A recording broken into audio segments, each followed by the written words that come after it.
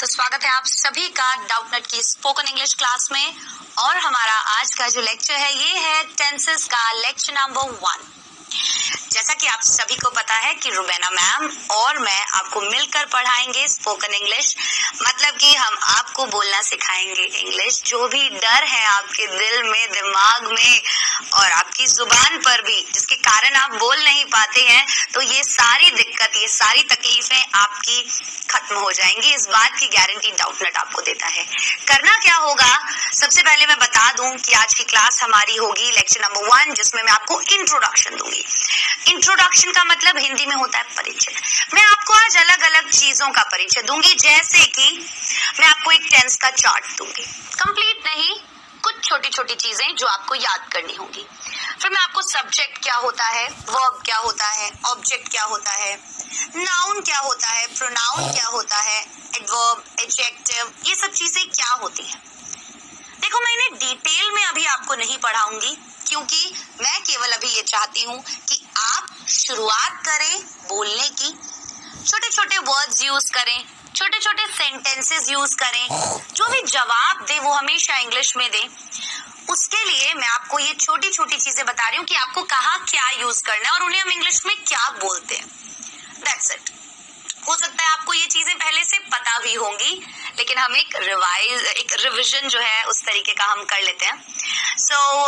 एक चीज मैं आप लोगों से चाहती हूँ, और वो चीज ये है कि प्लीज जो भी मैं आपको करने के लिए कहूंगी, मैं अगर बोल रही हूँ कि आज आपको ये 10 वर्ड्स याद करने हैं, आज आपको ये 10 वर्ड्स देखकर बोलने हैं, आज आपको आपका इंट्रोडक्शन देना है, अगर मैं कोई भी एक्टिविटी आपको देती हूँ, तो केवल आपका काम इतना सा है, आप उसे कीजिएगा जरूर, ठीक है। तभी हम दोनों मिलकर साथ में, आप देखेंगे कि ये जो कोर्स जब एंड होगा तो आप अपने आप में एक बहुत बड़ा चेंज, एक बहुत बड़ा बदलाव जो है वो जरूर महसूस करेंगे, और ये दावा है डाउटनेट का।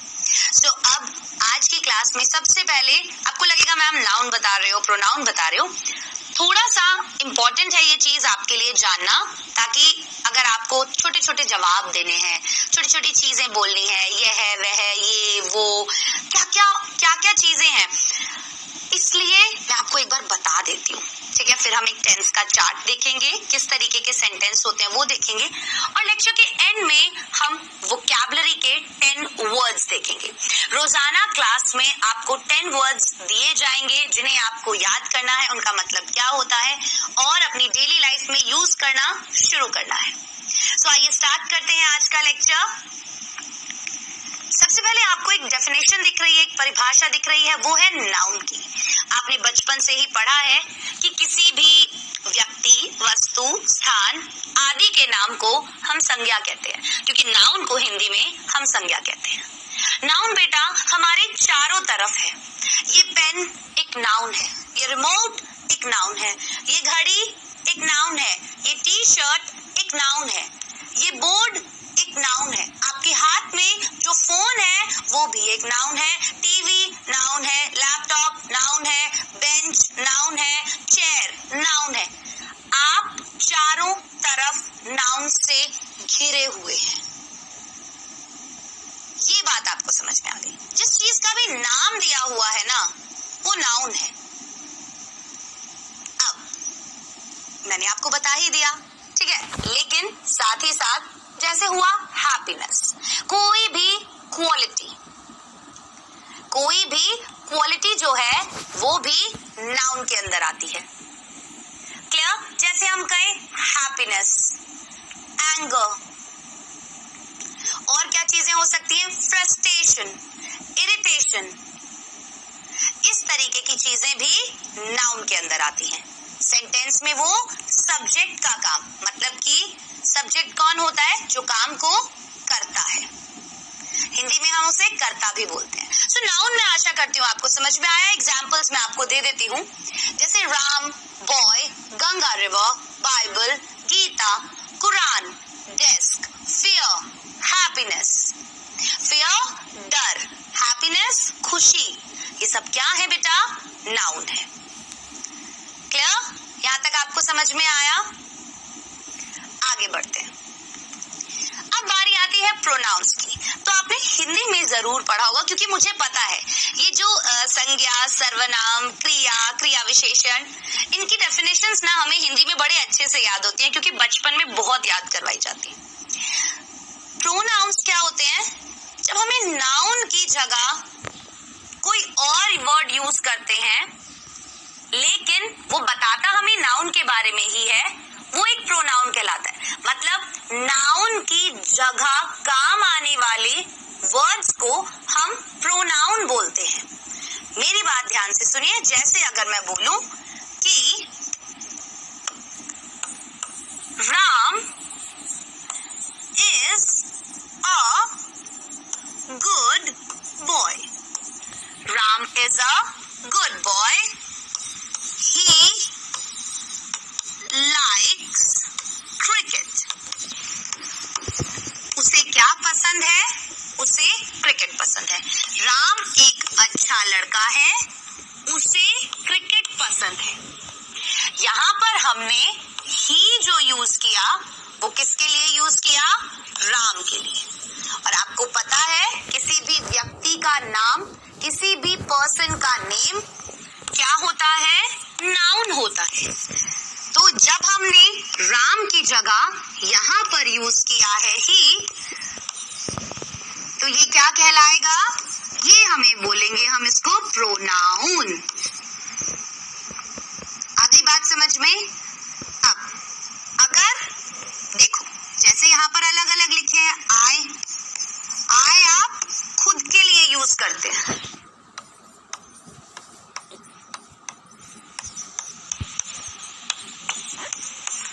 आई आप खुद के लिए यूज करते हैं। जैसे अगर आपको बोलना है कि मैं दिल्ली जा रहा हूं, तो आप क्या बोलेंगे? I am going to Delhi, है ना? तो आपने बोला मैं, तो खुद के लिए मतलब मैं। ठीक है? इसी तरीके से यू। दुनिया का हर आपको छोड़कर दूसरा इंसान आपके लिए तुम है, और तुम आप यू के लिए यूज करेंगे। अब क्योंकि हिंदी में हमारे से बड़े जो होते हैं उनके लिए हम आप का इस्तेमाल करते हैं, लेकिन इंग्लिश में ऐसा कुछ नहीं होता है। हिंदी में देखते हैं ना, मम्मा हमें बोलती हैं कि वो आपसे बड़े हैं, आप उन्हें तुम कह के कैसे बोल रहे हो, लेकिन इंग्लिश में ऐसा कुछ नहीं होता है। अगर आपसे चाहे वो बड़े हों चाहे छोटे हों, आपके अलावा हर दूसरा इंसान आपके लिए तुम है। ठीक है? सो यू हम यूज करते हैं जब आपको तुम बोलना है।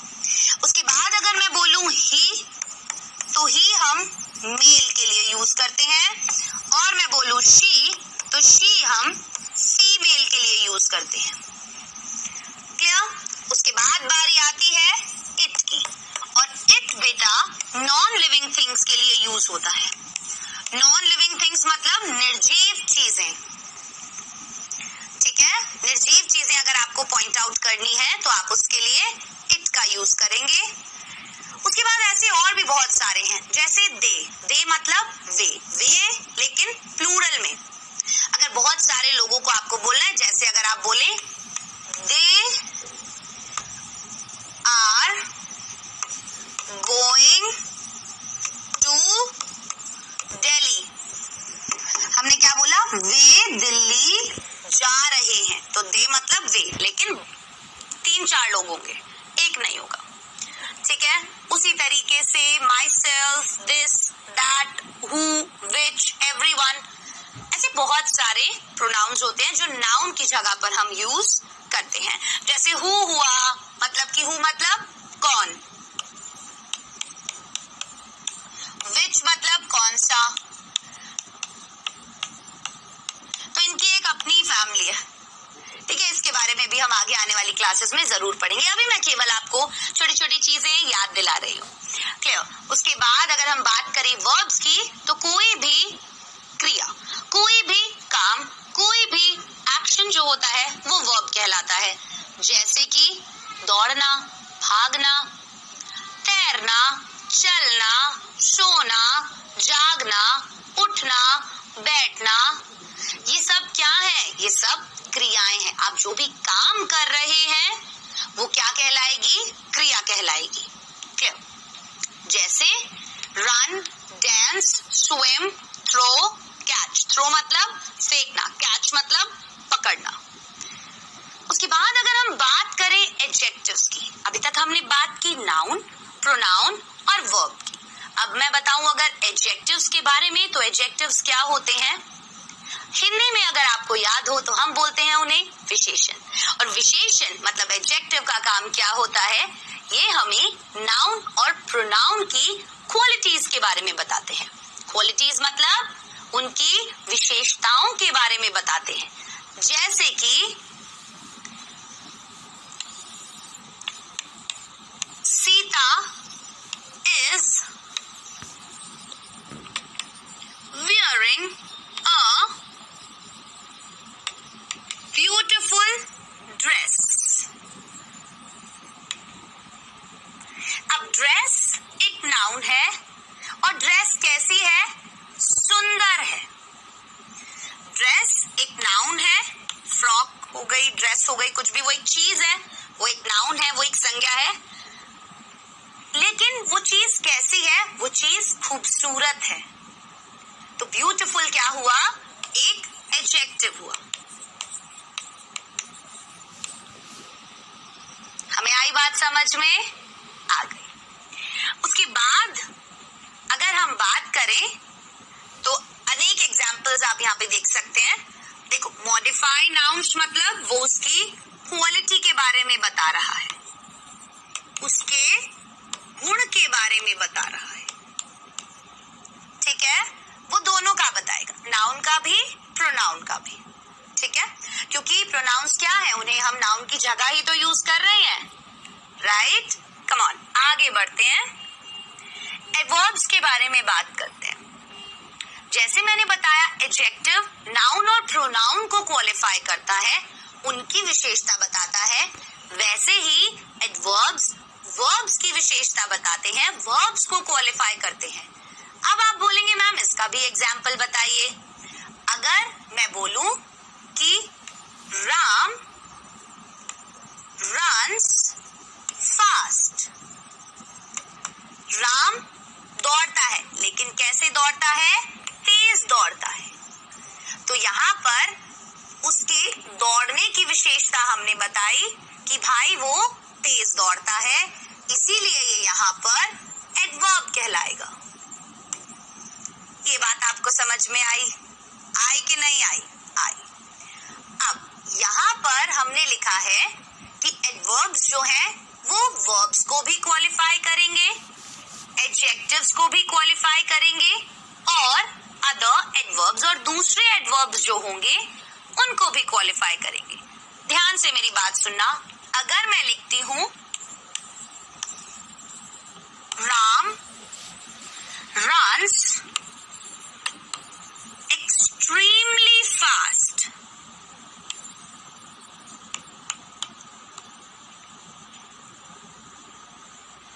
तो कैसे दौड़ता है वो तेज दौड़ता है।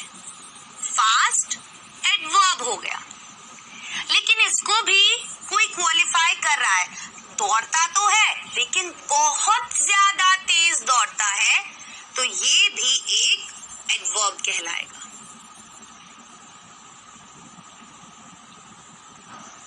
ये बात हमें समझ में आ गई? ये भी क्या कहलाएगा? एक एडवर्ब कहलाएगा। ठीक, उसके बाद बारी आ जाती है प्रेपोजिशंस की। अभी आपको बिल्कुल भी डरना नहीं है कि मैम आप ये क्या चीजें बता रहे हैं। जब मैं आपको कुछ सेंटेंसेस दूंगी बनाने के लिए, बोलने के लिए, तब आपको इनके बारे में थोड़ा सा पता होना चाहिए। ठीक है, बस इतना ही मेरा कंसर्न है, इतना ही मैं चाहती हूँ कि आपको बस पता हो, आपके बैक इन द माइंड आपको ये नॉलेज हो कि हाँ, ये एक नाउन है, ये एक प्रोनाउन है, इसको हम ही बोलते हैं, इसको हम शी बोलते हैं, इसको हम इट बोलेंगे, इसको हम दिस बोलेंगे, इसको हम दैट बोलेंगे।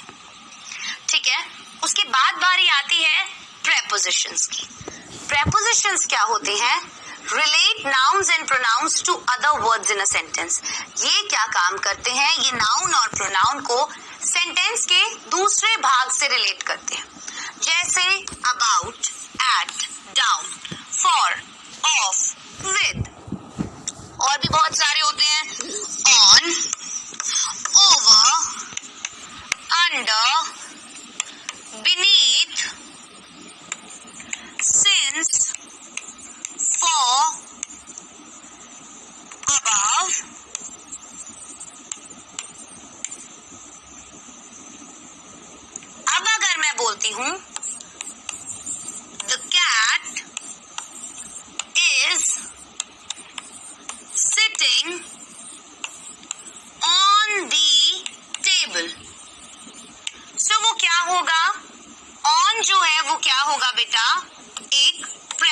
एक्शन होगा। अब ये जो द टेबल था, इसको यहाँ पर ये जो सेंटेंस था, the cat is sitting, cat जो बैठी है, उससे इसका नाता ऑन ने बताया। तो ये हमेशा नाउन से आपको पहले मिलेगा। ठीक है, ज्यादा डिटेल में हम इन्हें आगे की क्लासेस में बहुत ज्यादा अच्छे से पढ़ेंगे। छोटी छोटी चीजें मैं अभी आपको केवल बता रही थी। अब बारी आ जाती है कि एक सब्जेक्ट, वर्ब या ऑब्जेक्ट क्या होता है। अगर आपको कोई भी सेंटेंस बनाना है, राइट, तो आप क्या करोगे? आपको 3 चीजों की जरूरत पड़ेगी। और वो 3 चीजें कौन सी होगी? पहली होगी काम को करने वाला, है ना? एक तो काम को करने वाला चाहिए हमें। दूसरा, काम क्या हो रहा है, कार्य क्या है, या फिर हम बोले कि क्रिया क्या है। और जो तीसरी चीज है वो हमें चाहिए काम का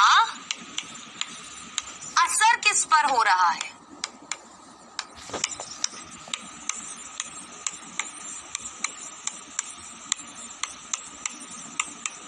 देखो, इन 3 चीजों की हमें जरूरत पड़ती है अक्सर। अगर हमें कोई भी एक सेंटेंस बनाना है, अब सबसे पहले बात आती है कि आखिरकार मैम सेंटेंस क्या होता है। तो मेरी बात ध्यान से सुनिएगा कि शब्दों का वो समूह, ग्रुप ऑफ वर्ड्स, जिनको हम इस तरीके से लगाएं कि एक कंप्लीट मीनिंग निकल कर आए। अगर मैं एक सेंटेंस लेती हूं कि राहुल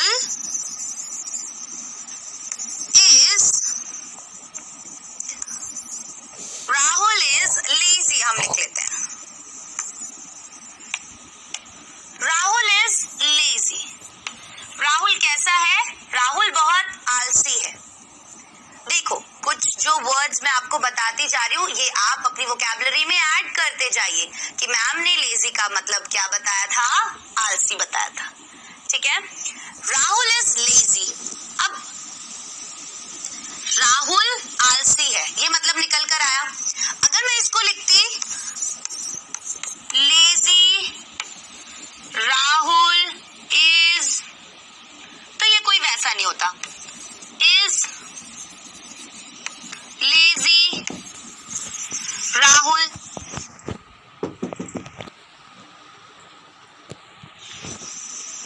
तो एक कंप्लीट मतलब निकल कर नहीं आता। सही तरीके से हमें वर्ड्स को सही जगह पर लगाना होता है एक सही सेंटेंस बनाने के लिए। अगर मैं बोलूं कि मैं गाना चाहती हूं, अगर मैं ये बोलूं और इसको अगर मैं लिखूं, मैं चाहती गाना, गाना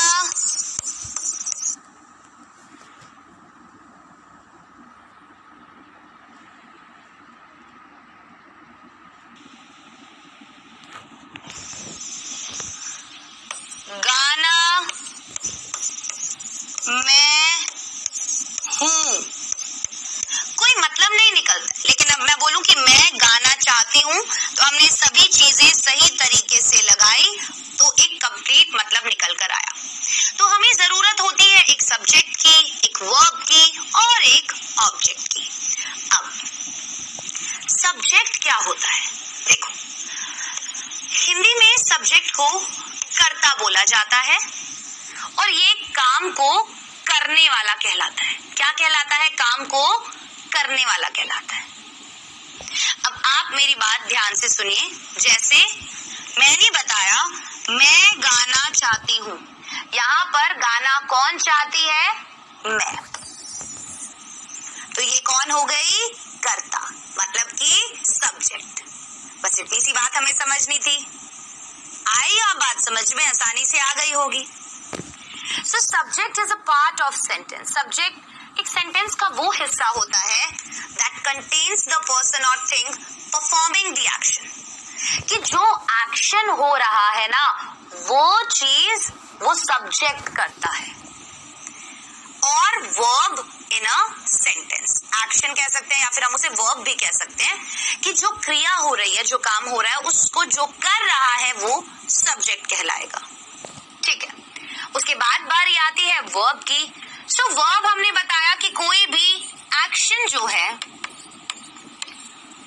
वो वर्ब कहलाता है, या फिर हम कह सकते हैं state of being in a sentence. State of being जैसे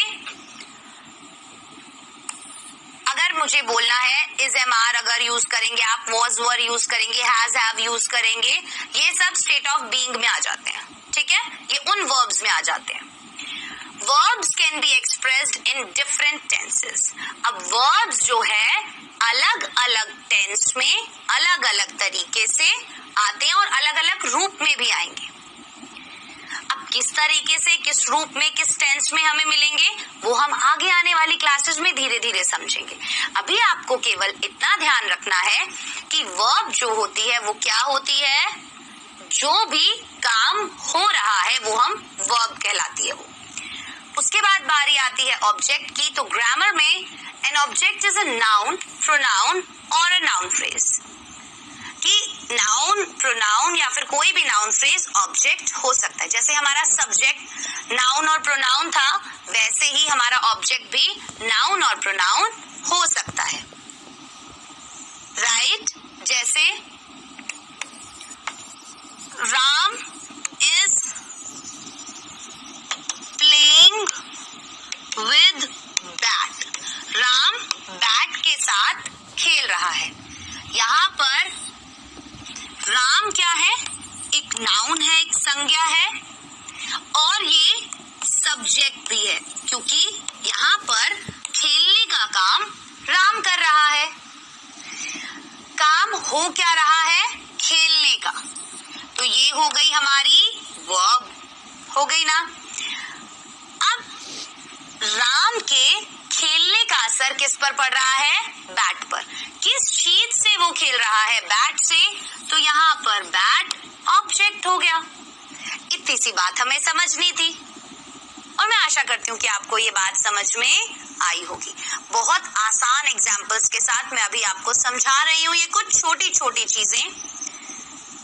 अब आपको इन सब चीजों का पता चल गया। अब मैं आपको कुछ बात समझाना चाहूंगी और मैं ये आशा करूंगी कि आप वो बात जरूर समझेंगे। और वो बात ये है कि आज से आपको बोलना शुरू करना है।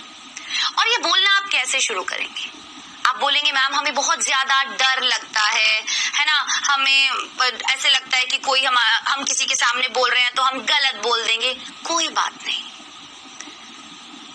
मैं जब शुरुआत में सीख रही थी तो आप सोच नहीं सकते मैं इतना बुरा बोला करती थी, लेकिन मैंने हिम्मत नहीं हारी।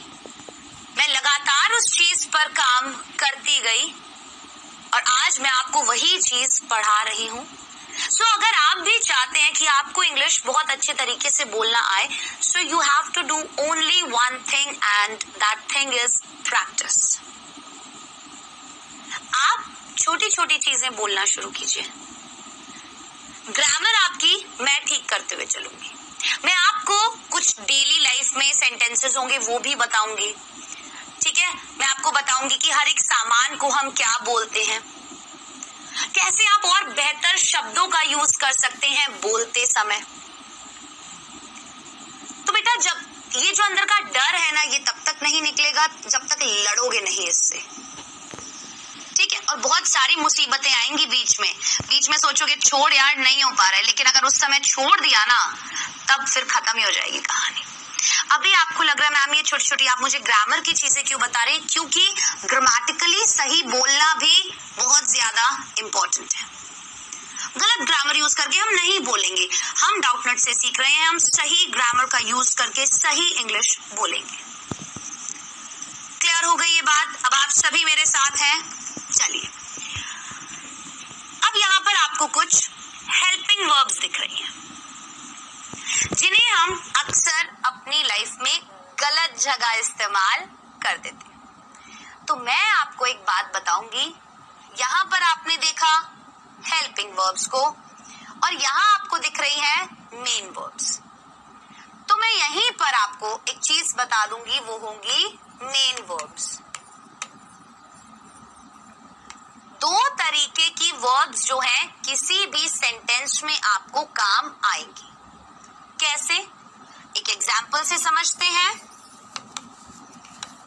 राम इज, एक अभी हमने लिया था, प्लेइंग क्रिकेट। इसके अंदर दो वर्ब्स हैं, एक है इज और एक है प्लेइंग। है या नहीं बताइए? है। राम यहां पर काम करने वाला इंसान है, तो ये हमारा सब्जेक्ट हो जाता है। इज से हमें क्या पता चलेगा? इज यहां पर हेल्प कर रहा है हमारी ये बताने में कि ये जो खेलने वाला काम हुआ ये कब हुआ, इसीलिए इन्हें हेल्पिंग वर्ब बोला जाता है। आप यहाँ पर जितनी भी हेल्पिंग वर्ब्स देख रहे हैं ये हमारी मदद करती हैं ये बताने के लिए कि जो भी एक्शन हो रहा है वो किस टेंस में हो रहा है। और अक्सर आप गलती भी यही करते हैं, इज एमआर की जगह वॉज वर लगा देते हैं, हैज हैव की जगह हैड लगा देते हैं, विल शैल की जगह हैज हैव लगा देते हैं, क्योंकि हमें पता नहीं होता। मैं आज आपको सेंटेंसेस को पहचानना कैसे है कि वो किस टेंस में है वो सिखाऊंगी। इसीलिए उससे पहले मैं आपको ये दोनों तरीके की वर्ब्स के बारे में बता रही हूँ। एक आपका सामना होगा is am are, was were, be been being, do does did, have has had, may, can, must, might, shall, will, should, would, could। ये सब हमारी हेल्पिंग वर्ब्स है। ये हमारी मदद करती हैं ये बताने में कि जो भी एक्टिविटी, जो भी एक्शन हो रहा है वो किस टेंस में हो रहा है। Am I clear to you? Fine। और मेन वर्ब्स तो होती हैं जो मेन काम हो रहा है, जैसे इज यहाँ पर एक HV हेल्पिंग वर्ब है और प्ले यहाँ पर क्या है? मेन वर्ब, मतलब मेन एक्शन जो हो रहा है वो खेलने का काम हो रहा है। प्ले के साथ हमने ING लगा दिया। अब इस प्ले के साथ ING लगाते ही एक और चीज होनी चाहिए जो आपको पता होनी चाहिए। आपने 3 तरीके की फॉर्म्स के बारे में पढ़ा होगा वर्ब्स की। तो बेटा हमारा पालाना अलग अलग तरीके की वर्ब की फॉर्म्स के साथ पढ़ेगा, ठीक है। उनके बारे में जब हम वर्ब्स पढ़ेंगे या हम सेंटेंसेस बनाएंगे तब हम सीखेंगे। यहाँ तक बात समझ में आ गई? आ गई। अब देखो ये दो चीजें आपको पता चल गई कि एक हेल्पिंग वर्ब क्या होता है या फिर एक मेन वर्ब क्या होता है। Is am are, was were, has have, had, will, shall, ये सब हमारी हेल्प करते हैं ये बताने के लिए कि जो काम हो रहा है वो किस समय में हो रहा है, राइट। अब बारी आती है एक टेंस के चार्ट की। सो टेंस का जो हम चार्ट पढ़ेंगे, मैं एक बात सबसे पहले आपको बता दूं कि जो टेंस होते हैं उनमें हम 3 तरीके से बांटते हैं उसको। 3 तरीके से कैसे बांटते हैं? एक हमारा होता है प्रेजेंट, फिर हमारा होता है पास्ट और फिर हमारा होता है फ्यूचर। अक्सर आपने सुना होगा 3 तरीके से ही आप बात कर सकते हैं। एक तो आप वर्तमान में, प्रेजेंट टाइम में, या फिर आप कोई बीती हुई बात बताएंगे या फिर आप कोई आगे आने वाली बात बताएंगे। अब हम इस तरीके के जो सेंटेंसेस होते हैं उन्हें पहचानेंगे कैसे कि आखिरकार प्रेजेंट टेंस है तो कैसा वाक्य होगा, कैसा सेंटेंस होगा, पास्ट टेंस है तो कैसा सेंटेंस होगा, एंड फ्यूचर टेंस है तो कैसा सेंटेंस होगा। एक नॉर्मल सा एग्जाम्पल मैं आपको देती हूं। राम खाना खा रहा है। दूसरा एग्जाम्पल मैं आपको देती हूं। राम खाना खा रहा था। और एक तीसरा एग्जाम्पल मैं आपको देती हूं। राम खाना खा रहा होगा। तो इंग्लिश में सेंटेंसेस बनाने से पहले आपको उन्हें पहचानना जरूरी है कि अगर आपका सेंटेंस, अगर आपकी बात प्रेजेंट टेंस में हो रही है तो आप कौन सी वर्ब, कौन सी हेल्पिंग वर्ब, कैसे इन्हें लगाएंगे साथ में और आप उन्हें बनाएंगे। आज की क्लास में हम केवल सेंटेंसेस कौन से टेंस के हैं उसके बारे में बात करेंगे।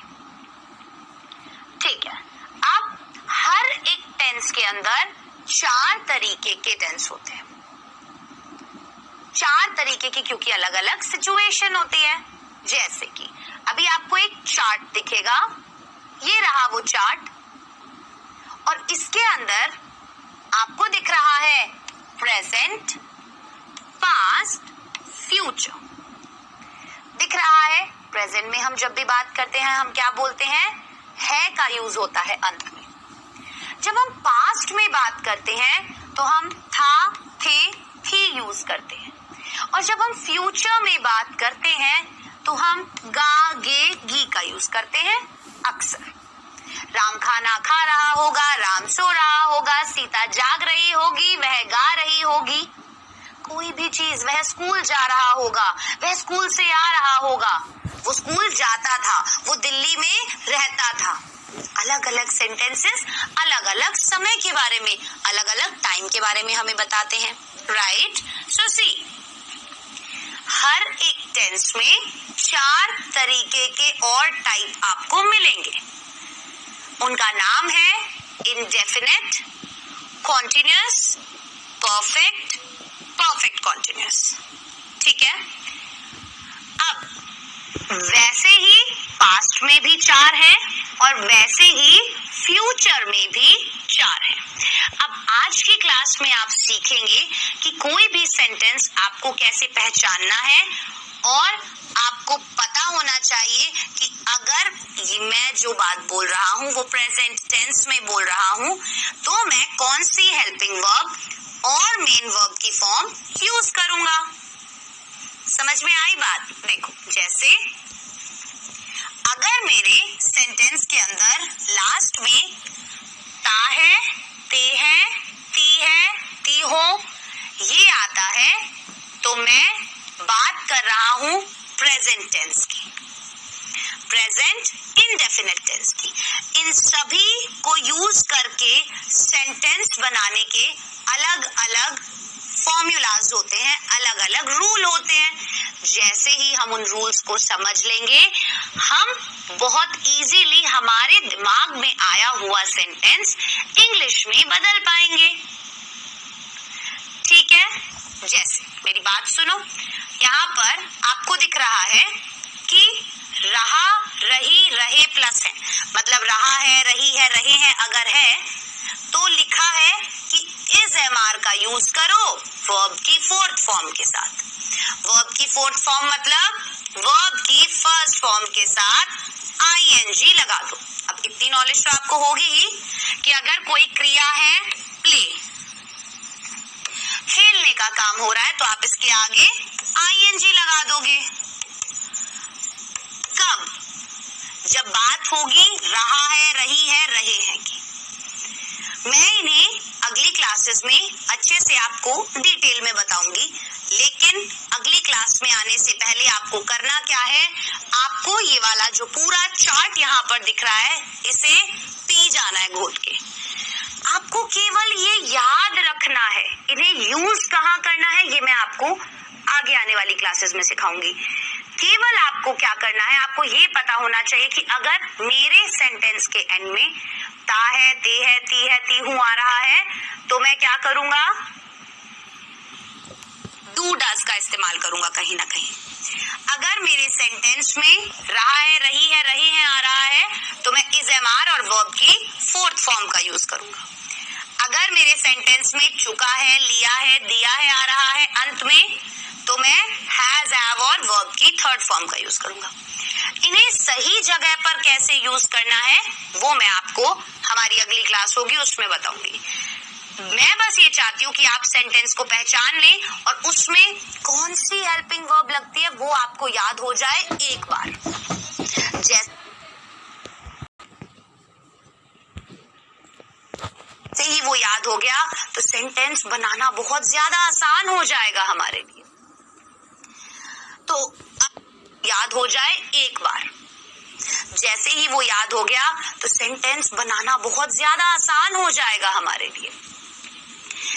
तो अब आप देख सकते हैं वैसे ही रहा है, रही है, लेकिन समय के साथ, मतलब से रहा है। राम 2 घंटे से पढ़ रहा है, राम 4 बजे से सो रहा है। इस तरीके के सेंटेंसेस में हम हैज, हैव के साथ बीन का यूज करते हैं और वर्ब की फोर्थ फॉर्म लगती है। ये बात हमें आ गई, समझ में आ गई। चलिए, सो एक बार आप इस चार्ट को अच्छे से देखिए। वैसे ही मैंने पास्ट में भी बताया है कि वॉज, वर, रहा था, रही थी, रहे थे के लिए यूज होगा।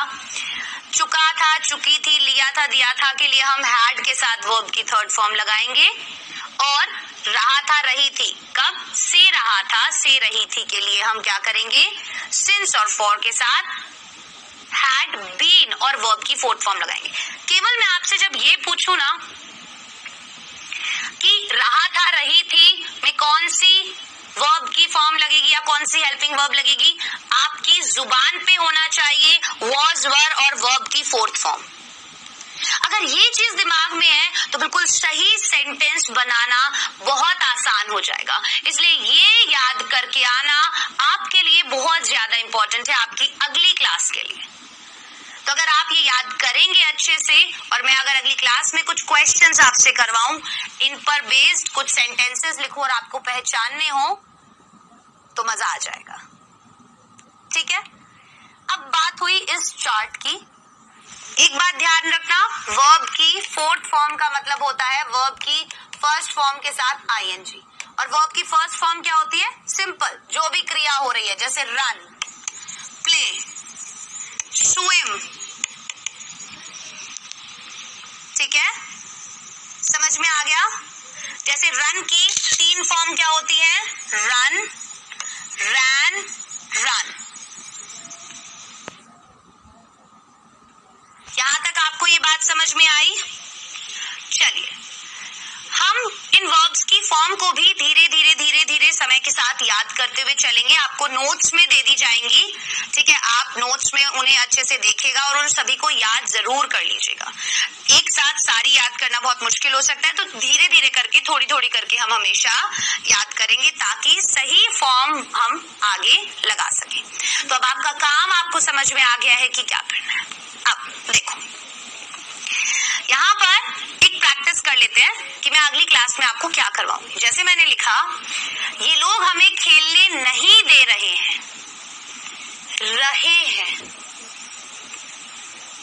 आपने यहाँ देखा, रहा है, रही है, रहे हैं में क्या आएगा, इज एम आर वर्ब की फोर्थ फॉर्म और ये प्रेजेंट कॉन्टिन्यूअस का है। तो आप मुझे अगली क्लास में ये बताएंगे कि मैम मैंने ये सेंटेंस पहचान लिया है और ये प्रेजेंट कॉन्टिन्यूअस का है और इसमें हम यूज करेंगे is am are helping verb का और हम वर्ब की फर्स्ट फॉर्म के साथ आईएनजी लगाएंगे।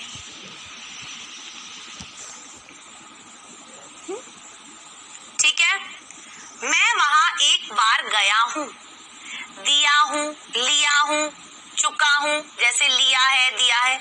तो मैं आपको बता दिया है कि ये प्रेजेंट परफेक्ट का है। आप तुरंत यहां से पहचान करके मुझे बताएंगे कि मैम ये प्रेजेंट परफेक्ट का है और इसके अंदर आपको हैज और हैव का यूज करना है वर्ब की थर्ड फॉर्म के साथ। जैसे अब यहाँ पर बात हो रही है कि एक बार गया हूं, जाने को हम इंग्लिश में गो बोलते हैं। गो की 3 फॉर्म कौन सी होती है? गो, वेंट, गॉन। तो अगर हमें थर्ड फॉर्म लगानी है तो हम गॉन लगाएंगे। इन चीजों को हम अगली क्लास में जानेंगे, इसीलिए मैं बोल रही हूँ एक बार आपको सेंटेंसेस को पहचानना आ जाना चाहिए। अगर मैं बोलूं मैंने किताब नहीं खरीदी, तो आप देख सकते हैं यहाँ पर कि आया, गया, लिया, दिया, खरीदी, ठीक है, इस तरीके से। तो यहाँ पर बात है पास्ट इंडेफिनिट की, यहाँ पर बात है पास्ट इंडेफिनिट की। मैंने किताब नहीं खरीदी मतलब पास्ट में कोई ऐसी चीज जो नहीं हुई, ठीक है। तो यहाँ पर आप बोलेंगे मैम पास्ट इंडेफिनिट का है, ठीक है। मैंने उसकी आवाज पहचान ली है या मुझे एक घड़ी मिली है, तो ये भी किसका है? ली है, मिली है, ये सभी पास्ट पास्ट इंडेफिनिट के हैं।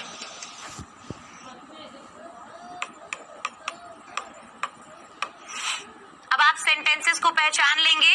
चलिए अब आज की बारी है 10 ऐसे वर्ड्स की जो आप आज से ही बोलना शुरू करेंगे। और वो वर्ड्स कौन से हैं? सबसे पहला वर्ड है डेलिशियस। फर्स्ट वर्ड है डेलिशियस।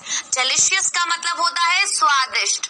अगर आज आपकी मम्मी आपसे पूछे कि बेटा खाना कैसा बना है, आप क्या कहेंगे? डेलिशियस मम्मा। क्या कहेंगे आप? Delicious, DELICIOUS, delicious. डेलिशियस मतलब स्वादिष्ट।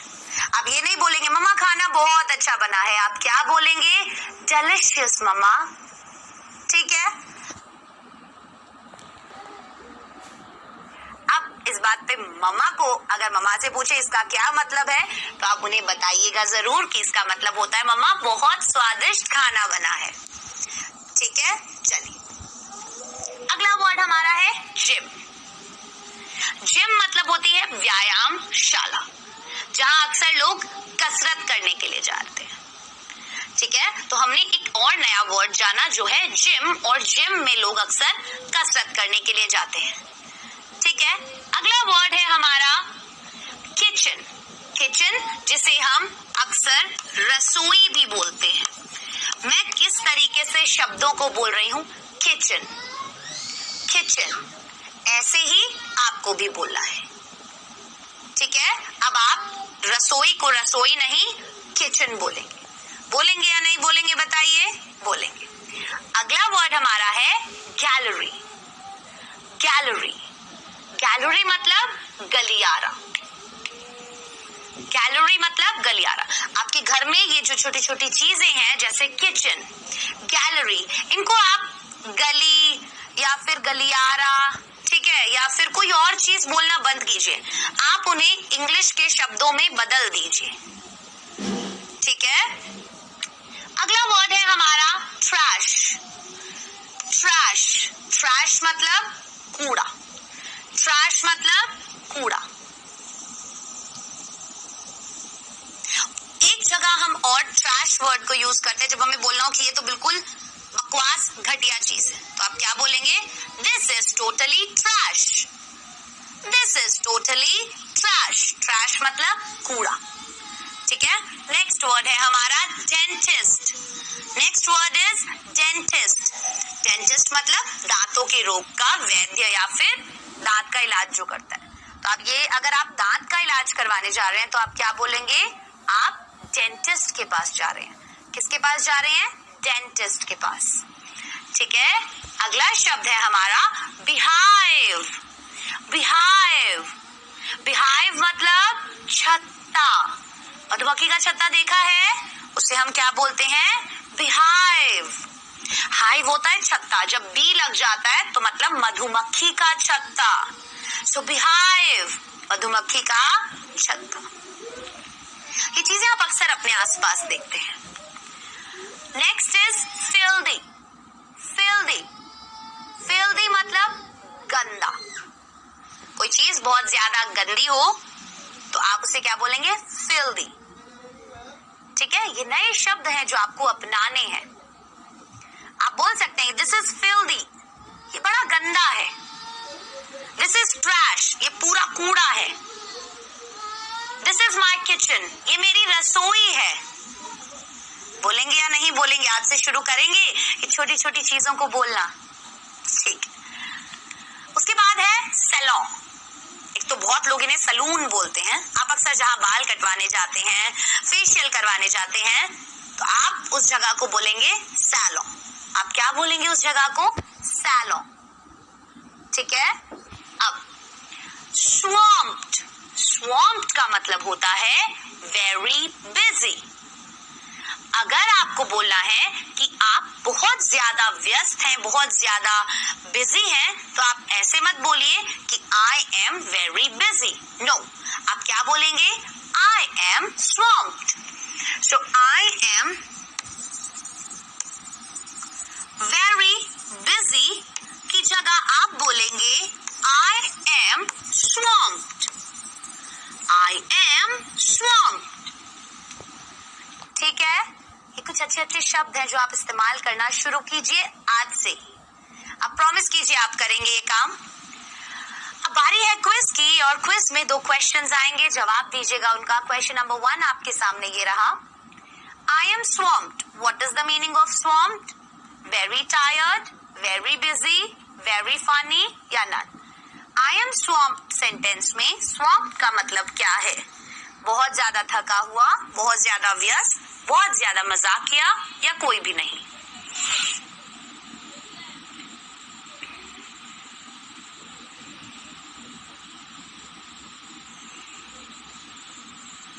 नेक्स्ट क्वेश्चन, अ मेन वर्ब शोज। एक जो मेन वर्ब होती है, मुख्य क्रिया जिसे हम हिंदी में बोलते हैं, जो मेन काम होता है, वो क्या दर्शाती है?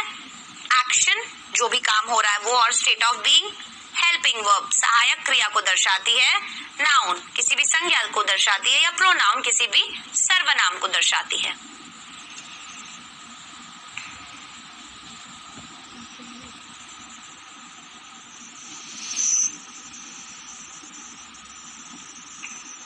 चलिए, सो क्वेश्चन नंबर 1 का जवाब क्या होगा? आई एम स्वॉम्प्ड मतलब कि मैं बहुत ज्यादा बिजी हूँ। नेक्स्ट है, मेन वर्ब हमेशा एक्शन और स्टेट ऑफ बीइंग बताती है। ठीक है, चलिए, सो आज की क्लास में हमने एक टेंस का चार्ट देखा, वोकैबुलरी देखी, और कुछ छोटी छोटी चीजें जैसे नाउन, प्रोनाउन, एडवर्ब, एडजेक्टिव्स, इनके बारे में जाना। अब हमारी अगली जो क्लास होगी वो टेंसेस के ऊपर ही होगी।